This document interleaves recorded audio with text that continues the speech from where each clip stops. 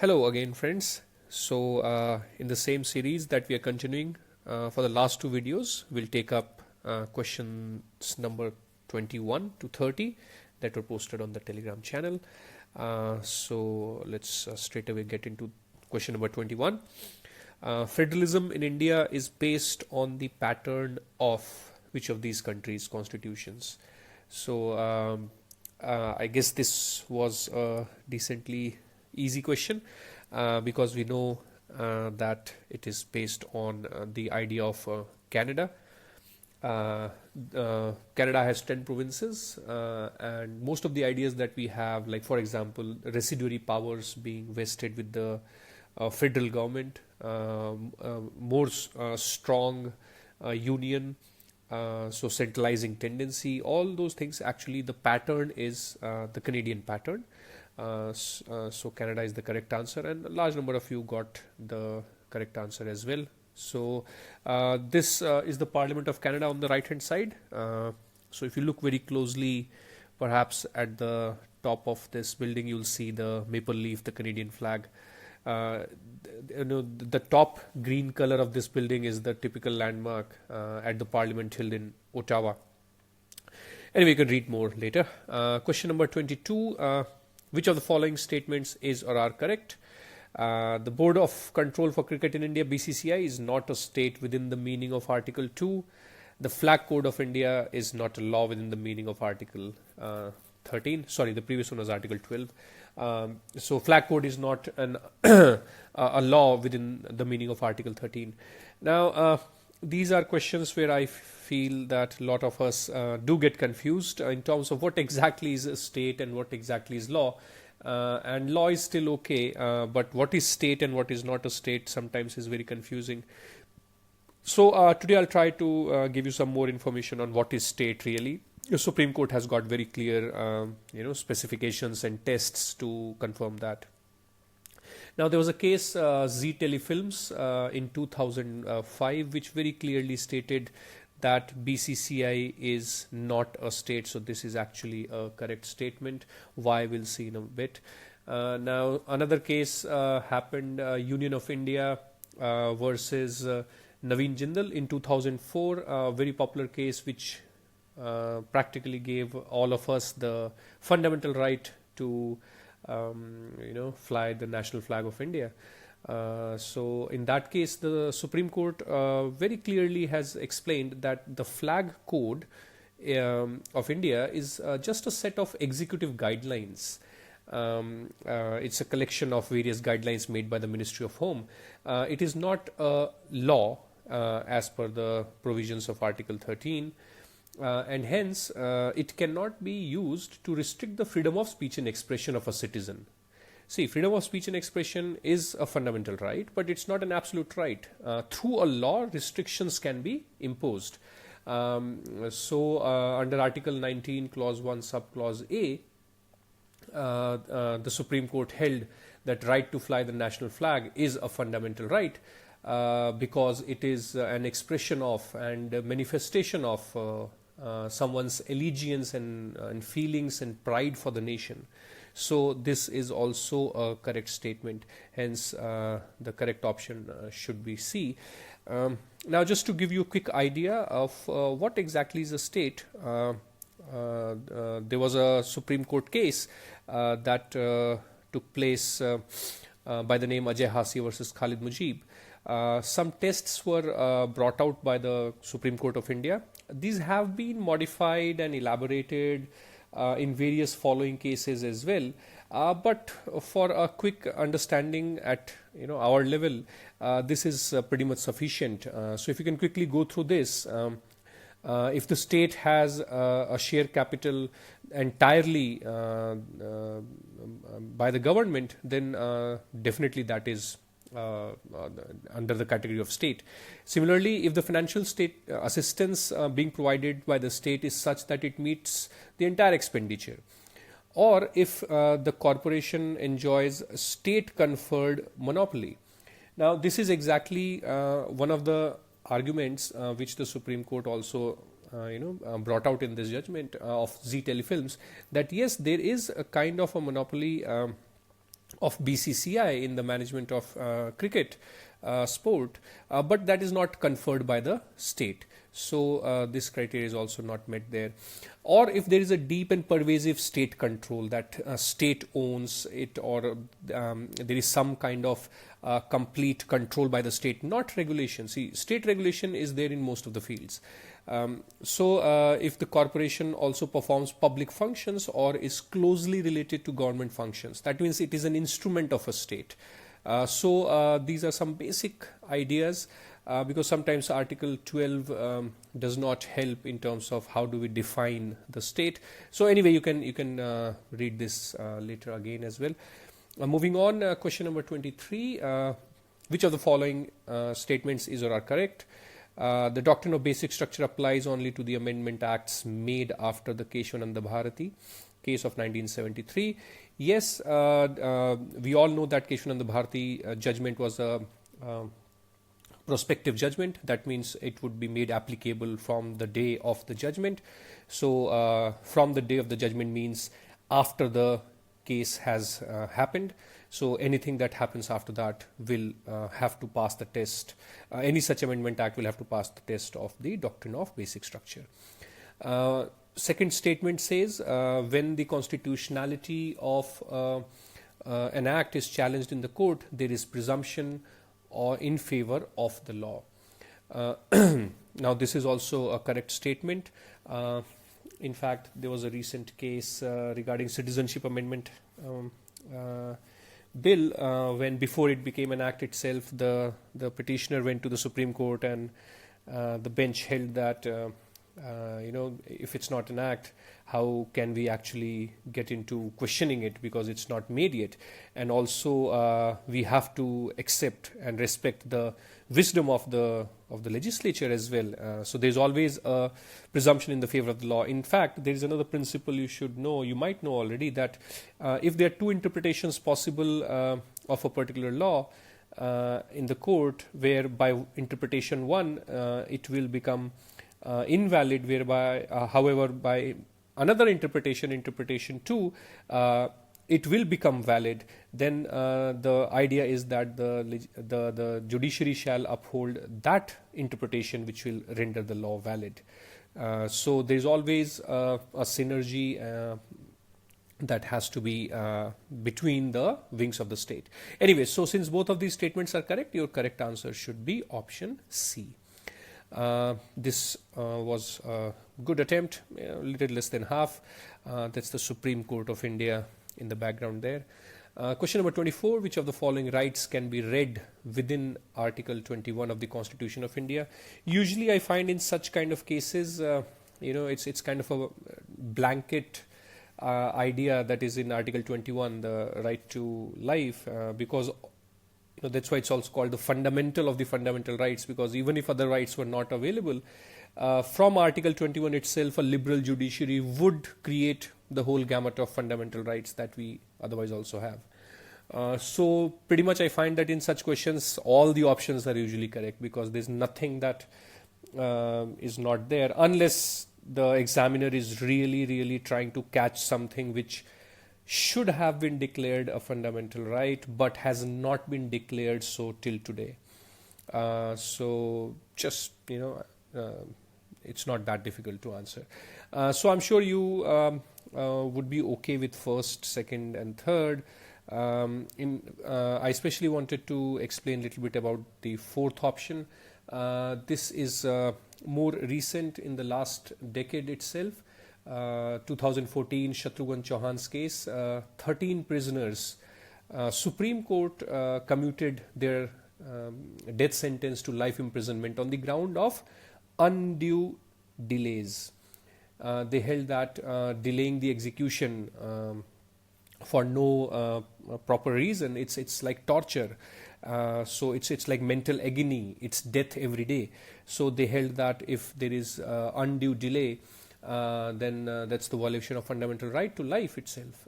So that's a very interesting case where not hanging someone itself is a violation of right to life. So all of these are the correct answer. All of these can be read under the fundamental right, and good 60% of you did get this as the right answer. Question number 25. Which of the following provisions of the Constitution promote fraternity among the people of India, assuring the dignity of individual and unity and integrity of the nation? So I'm sure you realized the question is picking some sentences, some parts of the sentences from the preamble. Now see, important words that we should be able to pick here: fraternity, dignity, unity and integrity of the nation. Now if you see Article 1, it definitely ensures unity and integrity, because it does say India, that is Bharat, shall be a union of states. So there is no right to secede of the states. We have to remain one, we have to remain together, that kind of a thing. Article 17, that prohibits untouchability, definitely promotes dignity and fraternity as well, and of course through that unity and integrity. Article 18, that abolishes titles, so that kind of differentiation in society is prohibited under Article 18, so that definitely again promotes fraternity and dignity of the individuals of our country. Article 51A, which is just the fundamental duties in general. Of course, there, if you see the fundamental duties, as I had asked you in the first video, there are a lot of provisions regarding respecting the women, respecting the Constitution, promoting unity and integrity, promoting the sovereignty. All those things are covered there. So pretty much all of these are your correct answer. So that is the interpretation here. This was not that well performed question, however, as I would have thought. 56% got it as the right answer. Anyway, so moving on to question number 26. Which of the following is not implicit in the idea of constitutionalism? Now this is again constitutionalism, and please make sure you don't ignore this not here. Now constitutionalism, I see there are a lot of different thoughts. Of course, these are not such scientific ideas. These are thoughts and concepts which people have evolved over time. So of course there can be some difference in terms of the way people explain or put across the ideas. Essentially, the idea behind constitutionalism is that there is a government which is rooted in the Constitution. There is a belief in the Constitution that the Constitution is the ultimate authority. The way you see today, that even if you see there are people who are protesting against Citizenship Amendment Act, there are people who are supporting the Citizenship Amendment Act, but yet everybody comes together, the entire spectrum comes together at the Constitution. Constitution is assumed as the highest authority, that everybody believes in the Constitution. So a government rooted in the Constitution, that means the government deriving its powers from the Constitution. That means the government can do only that much which the Constitution allows. They cannot do anything beyond that. They cannot cross the boundary. So it's like creating a limitation, a boundary, a limited sense of the government. So if you take with that thought, first statement, authority of the government derived from a body of fundamental law. Definitely that is correct. This is the fundamental law. Limitations on the powers of the government. Yes, that is exactly what this Constitution does. It limits that what is allowed, what is not allowed. Reasonable limitations on the rights of the people. Now this may be there, this may not be there as well. I mean, generally it is seen that in modern democracies there have to be some reasonable limitations of the people, but that's not the purpose of the idea of constitutionalism. And separation of power. Now, because the question says implicit, definitely separation of power could be implicit, because if the Constitution does talk about separating the powers out, so when the powers get separated in terms of the various wings of the government, so of course there are limitations created through the Constitution itself. So this is more of an implicit thought of constitutionalism in modern democracies, you can say. But yes, between C and D it is questionable. However, I would like to mark the option C, because that is definitely a more preferred option over D. So C should be the correct answer here. Now let's see how many people got this correct. 27%. So again, what is getting reflected is what I told you earlier, is that whenever some conceptual questions are asked, and by the way, this kind of a question has already been asked in UPSC a few years ago. Next question, question 27. Which of the following is or are an evidence of democracy in India? I think that was not that difficult a question. Universal suffrage, definitely there. Equality among citizens.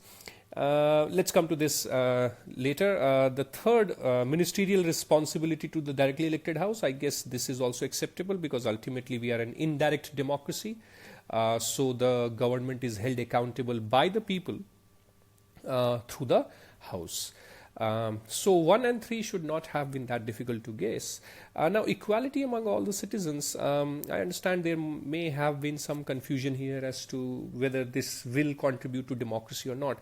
Of course, see, the idea behind democracy is that it is the rule by the people, rule of the people and all the people.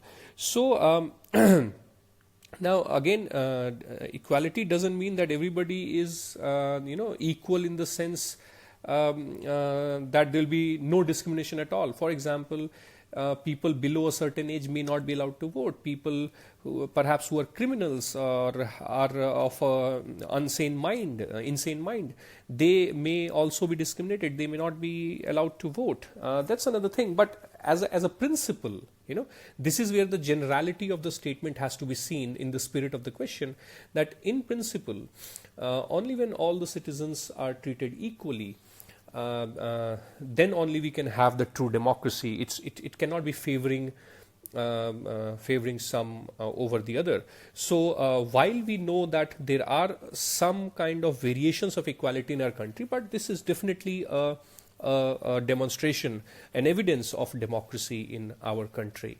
So in this case, all the three options should be the correct answer for you. So if we quickly move on to question number 28, which of the following is the most appropriate meaning of secular word as enshrined in the preamble of Constitution of India? Now in this question also I felt that a lot of people got confused, primarily because almost all the options look correct here. But see, the question is very specific. It is asking about the meaning of secular as enshrined in the preamble of the Constitution of India. It is not asking, for example, what is a secularism in India, or what are the basic tenets of secularism in India. It is asking in the preamble. Now see, in the preamble the word secular has been used as the nature of Indian state, because it says secular, right? Sovereign, socialist, secular, democratic republic. That's the nature of Indian state. So it is definitely talking about the Indian state. So while if the question says what does secularism mean in India, I can very well mark all of these. These are all going to explain that. But when it says preamble of the Constitution, essentially it is talking about the nature of Indian state, that we are not the Islamic Republic of Pakistan, or let's say the erstwhile the Hindu Rashtra of Nepal. We are the Republic of India. There is no state religion. Of course, this is the beginning point, and through that the other aspects of Indian secularism are also derived. So sometimes you just have to be careful with the question, I believe. So anyway, this for some reason, again 36% is the only performance that we could see. So question number 29, juvenile justice has been in the news, and what is the minimum age of a person who can be charged for a crime in India? Of course, that is what is called the age of criminal responsibility. Now this is actually kind of a factual question, more to give you this information, and that is why I was not surprised to see a lesser performance of the respondents here. Now in the Indian Penal Code, to be specific, section 82, it clearly states that nothing is an offence which is done by a child under 7 years of age. So if a child less than 7 years commits anything, it is not considered an offence at all. Now interestingly, in England, from where perhaps all this is this came to India, the criminal responsibility, the age of criminal responsibility today is at 10, and you'll see that a lot of people in England consider it ridiculously low. Well, we can surely beat them at 7. So, and this gentleman here, Thomas Babington Macaulay, I'm sure you've heard his name, I believe is one of his own kind. So he has contributed a lot, if contribution is the right word. So, he came to India at some age of 31 or 32. He traveled the whole country. Many of us also can't do today.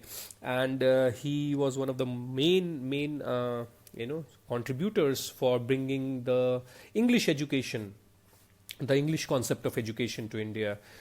So a lot of credit goes to him for that. And also he was in the first Law Commission of India, which was after the revolt of 1857. And because of him, ultimately you have the Indian Penal Code and even the Criminal Procedure Code. So Macaulay is the man behind many of the things that are there today in India, especially in the legal system. Anyway, question number 30. Which of the following are valid grounds to impose restrictions on the exercise of the freedom of speech and expression? Now, this is where I would like to clarify one thing that I find a lot of times people think the freedom of speech and expression is Article 19. No, Article 19 has many freedoms. Freedom of speech and expression is just one of those freedoms, which is provided in subclause A of clause 1. Right? So there are other freedoms also, for example, to assemble, to form association, to reside and settle in any part, to practice a profession, right? To move freely throughout the country as well. So a lot of freedoms are there. And another thing I have realized is that people have not read Article 19 carefully, even though they know that Article 19 is one of the two articles which has been elaborated the most by the court, that is other than Article 21. Yet people don't read Article 19 properly. I would recommend you go and read the entire article, not just clause 1, because in the following clauses after clause 1, that is clause 2, 3 onwards, that is where the restrictions on the freedoms is explained. So if you read Article 19 clause 2, it very clearly states there are 7 grounds on which the freedom of speech and expression can be restricted. That is sovereignty and integrity of India, the security of state, friendly relations with foreign state, public order, decency or morality. There is no health here. Public health is not a criteria to restrict freedom of speech and expression. Then it says in relation to contempt of court or defamation or incitement to an offense. So kindly read this Article 19. It will be very helpful, especially the freedom of speech and expression. You should very well know what are the grounds to restrict this freedom. Now, hardly 1/4 of the respondents only got this correct, but nevertheless, you can revise this. So this is the end of the 10 questions in this video. Continuing from the learning that we started in the first video, I'll give you the third Mahavakya, which is in the Samaved, that is Tat Tvam Asi, which means you are it. And on that note, thank you very much. I'll see you in the next video, which will discuss question numbers 31 to 40. Thank you.